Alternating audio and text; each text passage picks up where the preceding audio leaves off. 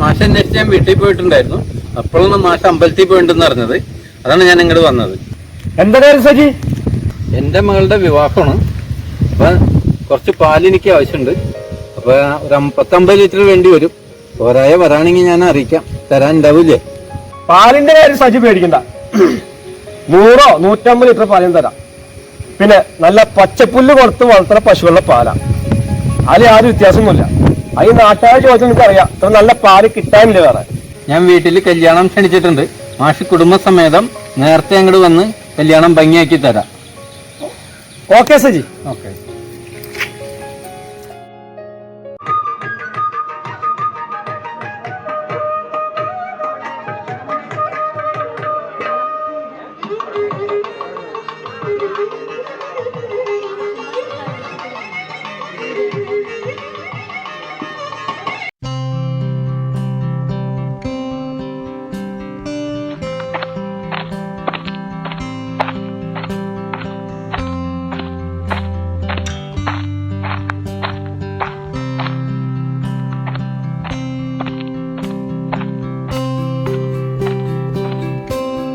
രാജേഷേ, എന്താണ് മാഷേ?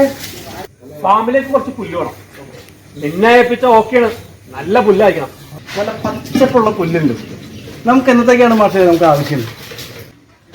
രാജേഷിന് അറിയാലാ, ഇന്നത്തെ കാലത്ത് നല്ല പച്ചപ്പുല്ല് കിട്ടിയാലാ പശുവിന് കൊടുക്കാൻ പറ്റുള്ളൂ. നല്ല പാല് കിട്ടും, നല്ല കൊഴുപ്പ് നിറഞ്ഞ പാല്. പിന്നെ 10-15 പശു ഉണ്ടായതാ, 3-4 പോയി. നമ്മുടെ നാട്ടിൽ ഇന്നത്തെ തീറ്റയും വൈക്കലും കൊടുത്ത കാര്യമൊന്നുമില്ല രാജേഷ്. അതൊക്കെ ഞാൻ ഏറ്റു മാഷേ. മാഷ ആദ്യമായിട്ടല്ലല്ലോ ഇതൊന്നും ഏൽപ്പിക്കണത്. മാഷ് ഒരു ടെൻഷൻ അടിക്കേണ്ട, എല്ലാം കൃത്യമായിട്ട് എത്തും. ഓക്കെ രക്ഷണ. അപ്പൊ ഓക്കെ ശരി.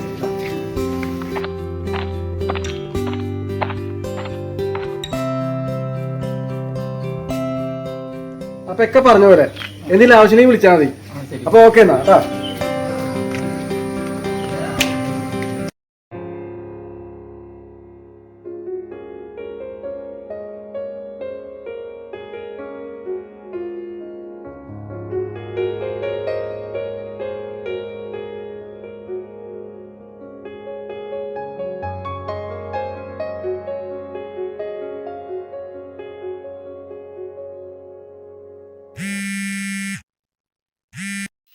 രഘു, പാലടക്കം കൊണ്ടുപോയില്ലേ? അതെ, കണക്ക് കറക്റ്റ് നോക്കിയ അളവിന്റെ ഒക്കെ ആ പെണ്ണത്ര ശരിയില്ലാന്നേ. ചില സമയത്തൊക്കെ അതിന് തീർക്കാൻ പോനെ കണക്ക് കറക്റ്റ് ആയിട്ടില്ല. ആയിക്കോട്ടെ ആയിക്കോട്ടെ. വരുമ്പോ പണിക്കാരെ വിളിച്ച ഫാമൊക്കെ അങ്ങോട്ട് കഴുകിട്ടാ.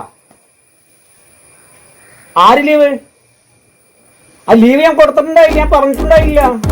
നീ അതൊക്കെ അന്വേഷിക്കാനാ. നിന്നോടെ പറഞ്ഞിട്ടില്ലേ ഞാൻ പറയാണ്ട് പാലിന്റെ കണക്കും അല്ലെങ്കിൽ ലീവും ആർക്കും കൊടുക്കുന്നു.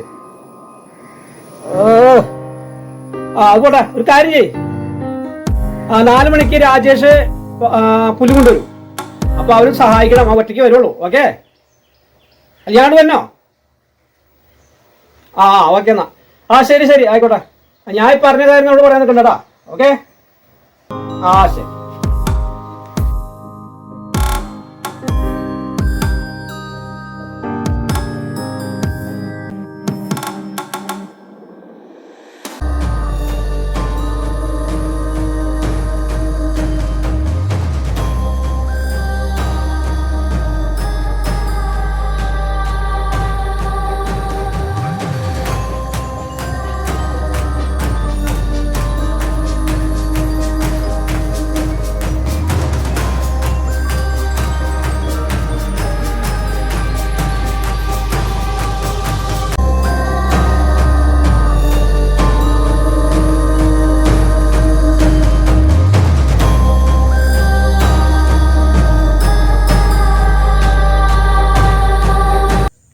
ശിവ, എൻ്റെ ഫാമിൽ നിന്ന് ഇന്നലെ രാത്രി ഒരു പോത്ത് കളവ് പോയിട്ടുണ്ട്.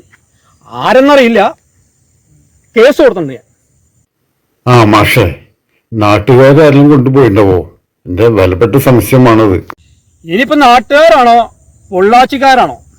കാരണം പൊള്ളാച്ചിന്ന് ഇങ്ങോട്ടും ഇവിടുന്ന് അങ്ങോട്ടും കയറ്റുമതിയാണല്ലോ. ഏതായാലും അവരൊന്ന് അന്വേഷിക്കട്ടെ. ഏതായാലും ഈ പരിസരത്തുനിന്ന് അന്വേഷിക്കും. വല്ലതും കിട്ടുകയാണെങ്കിൽ അന്നൊന്നും അറിയിക്കും. ഓക്കെ ശിവ. മറ്റുള്ളവരൊക്കെ എന്തേ?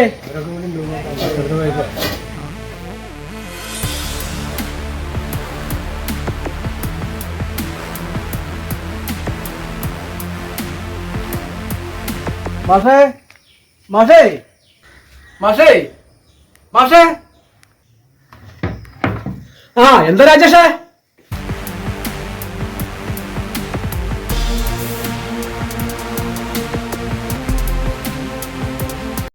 മാഷേ ആ പുല്ലിന്റെ കാശ് കിട്ടിയില്ലല്ലോ. ഇന്ന് പണിക്കാര് പണിക്ക് ഇറങ്ങിയിട്ടില്ല. പഴയ തന്നെ കുറെ ബാക്കി നിൽക്കുന്നുണ്ട്. അറിയാം രാജേഷേ, 2-3 ദിവസമായിട്ട് ഞാൻ ഭയങ്കര ടെൻഷനില്ല. എന്ത് പറ്റി? ഇന്നലെ എന്റെ പോത്തുറം കളവുപോയി. ഞാനാണെങ്കിൽ അർജന്റായിട്ട് പൊള്ളാച്ചി വരെ പോയി. ഞാൻ വന്നതിന് ശേഷം നിന്റെ പൈസ റെഡിയാക്കാം. ആയിക്കോട്ടെ. ഫാമിൽ ചെന്നപ്പോ പണിക്കാരും കാണാനില്ല. ഞാൻ വരണ വരെ നീ എന്റെ ഫാം ഒന്ന് ശ്രദ്ധിക്കണം. അത് ശരി മാഷ. എന്നാ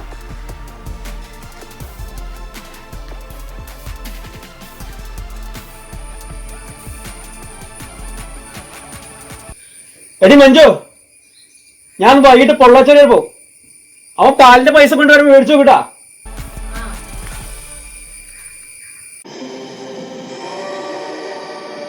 ബാബു, ഞാൻ നിന്നെ കാണാനിരിക്കായിരുന്നു. മാഷ ഒരു കാര്യം എന്നെ ഏൽപ്പിച്ചിട്ടുണ്ടായി. ഫാമിൽ നിന്ന് പോത്ത് കളവുപോയി. അത് പലരും സംശയമുണ്ട്. അത് അന്വേഷിക്കാൻ വേണ്ടിയാണ് എന്നെ ഏൽപ്പിച്ചേ. പലയിടത്തും പല ആൾക്കാരും അന്വേഷിച്ച് പോയിട്ടുണ്ട്. ആ പുല്ല് വെട്ടുന്ന രാജേഷാണ് സംശയം. നമുക്ക് അവനെ പൊക്കിയാലൊന്ന്. ആരോടും പറയരുതിട്ട് നീ. ജീവൻ പോയാലും ഞാൻ ആരോടും പറയില്ല. ഞാൻ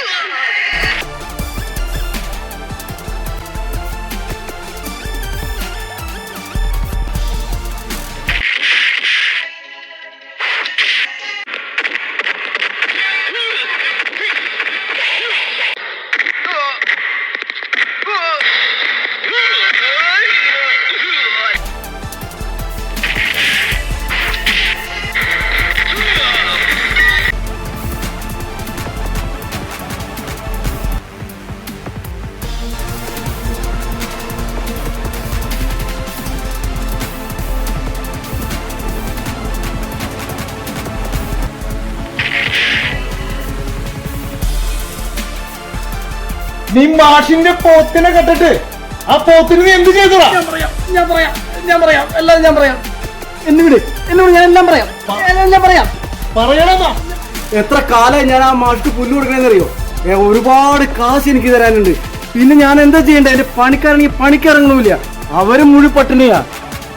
കാശ് എന്ന് ചോദിച്ച് പോത്തിനെ മോഷിക്കാൻ പാടുണ്ടാ?